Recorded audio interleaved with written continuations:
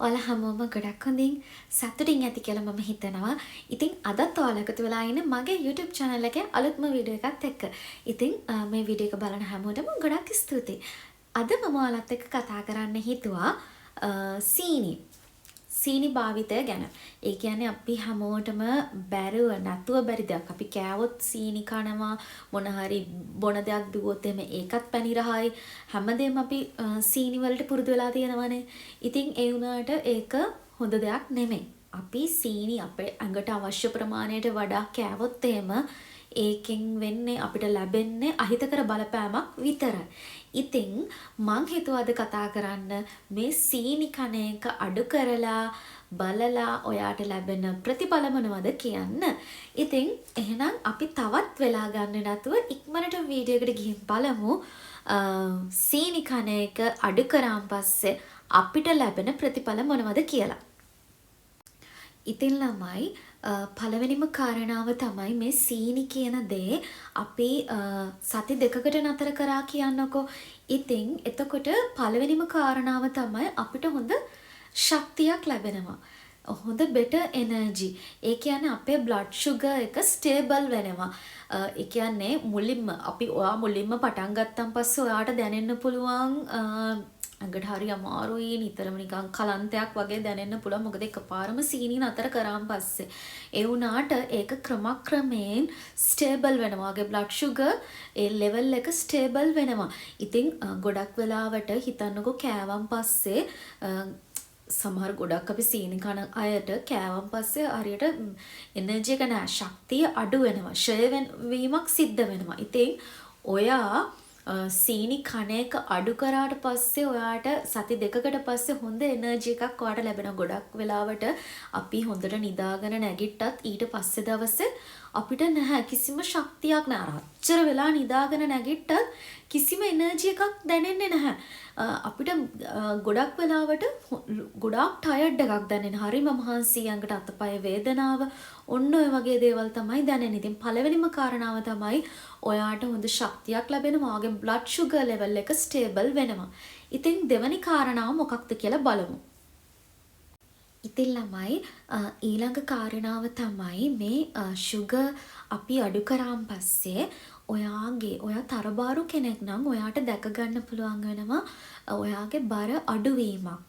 ඒ කියන්නේ අර අනවශ්‍ය විදියට අර කැත වෙලා නෙමෙයි.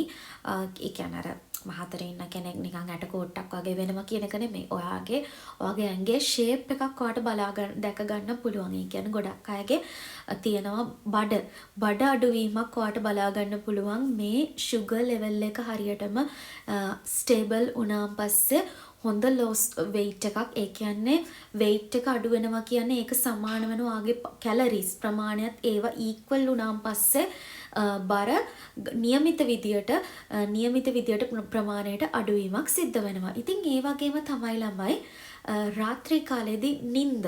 ඉතින් මේ නිින්දේදී අපේ වෙන හෝමෝන ක්‍රියාකාරීත්වය නිසියාකාරව සිද්ධ වෙනවා. ඒ කියන්නේ ගොඩක් අය නිින්දට යනකොට ගොඩක් ඇඟට දැනෙන තෙහෙට්ටුව, ඊට පස්සේ නිින්දෙන් අවදි වෙද්දි දැනෙන අපි කොච්චර නිදාගත්තත් අපිට සමහර වෙලාවට පැය 10ක් නිදාගත්තත් කෙනෙක්ට දැනෙන්න පුළුවන් ලොකු මහන්සියක්.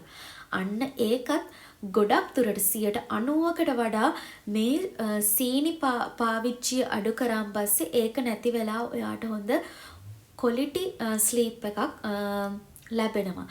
ඉතින් මෙන්න මේ කාරණා වගේම තමයි ඒ වගේම දැන් ඔයා මේ සීනි කන එක අඩු කරාන් පස්සේ ඔයාට දැන් ඔයා පාවිච්චි කරන junk food, ඒ කියන්නේ ඔයා ගොඩක් නිතරම එළියෙන් කන කෙනෙක් නම් ඔයා පෙළඹෙනවා ගොඩක් වෙලාවට healthy දේවල් කන්න, healthy කෑම කන්න ඔයා පෙළඹෙනවා. ඉතින් එතකොට ගොඩක් වෙලාවට ඔයාගේ ආහාර වේලට එළවලු වර්ග, පළතුරු වර්ග අන්න ඒ දේවල් එකතු කරන බත් කනවට වඩා, ඒ කියන්නේ මස් මාළු බිත්තර අන්න ඒ දේවල් ඔයා එකතු කරගන්න පෙළඹෙනවා. අර තෙල් අධික කෑම පාවිච්චි කරනට කරන්න තියෙන cravings අන්න ඒ දේවල් නැති වෙලා යනවා. ඉතින් මේ සීනි පාවිච්චිය ඔයා සීනි කන එක අඩු කරපු ගමන්ම ඔයාට ඔළුව කැක්කුම කියන්නේ ඒක කන්න ගොඩක් තියෙන ආසාව වැඩි වෙනවා. ඒ වුණාට ඔක දවස් දෙකක් හෝ තුනක් විතරයි තියෙන්නේ. ඊට පස්සේ ඒක ක්‍රමයෙන් අඩු වෙලා යනවා. ඊට පස්සේ ඔයාට සති දෙකක වගේ කාලෙදී ඔයාගේ මූණේ ඇඟේ ලොකු වෙනසක් බලා ගන්න පුළුවන්. ඔයාගේ හිතනකො මූණ ගොඩක් ක්ලියර් වෙලා හොඳ ක්ලියර් ස්කින් එකක් ඔයාට දැක ගන්න පුළුවන් වෙනවා. ඉතින් මේ සීනි කන එක සීනි අපිට ඇඟට ඕනේ තමයි. ඒ වුණාට ඒ අත්‍යවශ්‍ය ප්‍රමාණයට විතරයි සීනි අවශ්‍ය. නැත්තම් ඊට වඩා ඉක්ම වෙලා ඔයා කෑවොත් එහෙම ඉතින් ඒකෙන් ලෙඩ රෝග ගොඩකට මුල තමයි දියවැඩියාව කියලා කියන්නේ. මේ දියවැඩියාව කියන ලෙඩේ පටන් ගත්තාන් පස්සේ තමයි ලෙඩෙන් තමයි අනිත් ලෙඩ ඔක්කොම පටන් ගන්න. ඉතින් අපිට පුළුවන් විදියට මෙන්න මේ සීනි ප්‍රමාණය අපි අඩු කරගත්තොත් එහෙම ලෙඩ නැතුව හොඳ නිරෝගිමත් ජීවිතයක් ගත කරන්නත් පුළුවන් ඔයාලට. ඉතින් මම අද කතා කරේ මම ඉක්මනටම සරලවම කිව්වේ ඔයාලට කරන්න පුළුවන් දේවල් ටිකක්. ඉතින් මේ කරන්න පුළුවන් දේවල් නෙමෙයි සීනි කන එක අඩු කරලා ඔයාට පුළුවන් ලොකු ප්‍රතිලාභ ගොඩක් අත් කරගන්න. ඉතින් අද වීඩියෝ එකෙන් මම කතා කරේ සීනි කන එක සති දෙකකට අඩු කරාන් පස්සේ ඔයාට ලැබෙන ප්‍රතිලාභ. ඉතින් හොඳ ශක්තියක් හොඳ එනර්ජි එකක් ලැබෙනවා. ඒ වගේම හොඳ නිරෝගී ශරීරයක් ඔයාට ලැබෙනවා. ගොඩක් ප්‍රතිලාභ තියෙනවා. ඉතින් ඔයත් අද ඉඳන්ම සීනි කන එක කෙමෙන් අඩු කරන්න. එකපාරම අඩු කරන්න බැරි නම් පොඩ අඩු කරන්න උත්සාහ කරන්න. ඉතින් අද වීඩියෝ එකෙන් කතා කරේ මේක ගැන. ආයේ වීඩියෝ එකකින් හම්බ වෙනකන් ඔයාලා හැමෝම ගොඩක් පරිස්සමින් සතුටින් ඉන්න. බයි.